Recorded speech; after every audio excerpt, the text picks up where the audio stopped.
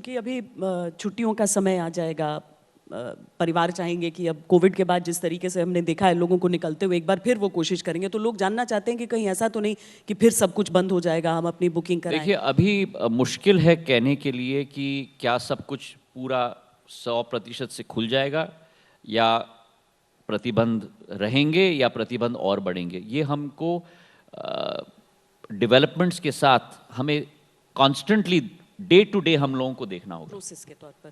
ये पर मुश्किल बहुत होता होगा, क्योंकि ट्रैवल टूरिज्म एक ऐसी इंडस्ट्री रही जो कोविड में बहुत बुरी तरह और सबसे लंबे समय मैं आपको बताऊं कि नागर विमानन क्षेत्र और पर्यटन से ज़्यादा ये अतिशयोक्ति नहीं होगी अगर मैं कहूं कि पर्यटन से ज़्यादा भी सबसे ज़्यादा प्रभावित नागर विमानन क्षेत्र रहा है। कोविड के समय में आपका प्लेन, आपके एयरपोर्ट्स एक स्थायी साधन है, या तो आपने उनको खरीद लिए हैं या तो आपने उनको लीज पे लिए हैं। वो लीज कॉस्ट तो आपको देना ही पड़ेगा। और एक एसेट जिसे स्वेट न किया जाए, एक एसेट जिसका इस्तेमाल न किया जाए, एक एसेट जो केवल रनवे पर रहे या इमारत के रूप में रहे, उसकी कॉस्ट, फिक्स कॉस्ट बहुत होती है। And this is a fix cost driven industry more than a variable cost driven industry. तो बहुत प्रभावित किया है। 19,000 करोड़ एयरलाइंस के लॉस पिछले वर्ष के रहे हैं भारत के। करीब $370 बिलियन विश्व भर के एयरलाइंस के लॉस रहे हैं। तो इस क्षेत्र को मजबूती प्रदान करना हमारी प्राथमिकता है, और इसलिए आपने देखा होगा कि पिछले 4-5 महीनों में अनेक कदम हमने उठाए हैं, और धीरे धीरे कैपेसिटी भी हमने 100% तक ला दी थी 18 अक्टूबर तक देश के अंदर, जो वर्तमान भी यथावत है, टचवुड। और मैं मानता हूं कि डोमेस्टिक ट्रैवल तेज़ी से बढ़ रहा है। हाइट पे हम लोगों का करीब 4,20,000 यात्री प्रतिदिन होते थे, और अभी एक हफ्ते पहले तक करीब 3,90,000 तक हम लोग पहुंच गए हैं। तो हाइट से हम लोग केवल 5% दूर थे। तो वो रिकवरी ट्रिमेंडस हो चुकी थी। अब इंटरनेशनल पे थोड़ा हमें इंतज़ार करना होगा कि ओमनिकॉन का क्या स्थिति होती है, और उसके बाद हम लोग को निर्णय लेना होगा। एक दूसरी चीज़ जो आपके काम संभालते ही हुई वो ये था कि एयर इंडिया आखिरकार, जिसके लिए इतनी चर्चा होती रही, आखिरकार गया और टाटा के हाथों में गया। कब तक ये पूरा हो जाएगा, पूर्ण हो जाएगा ये पूरा? देखिए, मैं तो मानता हूं कि अतिशीघ्र हम लोग समापन के तरफ तेज़ी से बढ़ रहे हैं।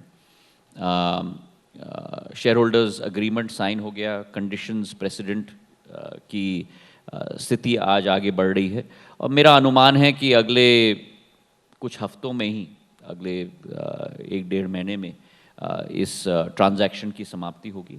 और मैं मानता हूं कि ये एक विन विन ट्रांजैक्शन है सारे स्टेक होल्डर्स के लिए, गवर्नमेंट के लिए भी, एयरलाइन सेक्टर के लिए भी, और हमारे उपभोक्ताओं के लिए भी, हमारे कंज्यूमर्स के लिए भी। गवर्नमेंट के लिए इसलिए क्योंकि जिस एयरलाइन को स्टेबलाइज करने के लिए 20 करोड़ रुपए प्रतिदिन, सरकार का पैसा नहीं लेकिन हम लोगों का पैसा, टैक्स पेयर्स का पैसा इस्तेमाल किया जा रहा था, 7,200 करोड़ प्रति वर्ष, पिछले 5 वर्षों में 35,000 करोड़।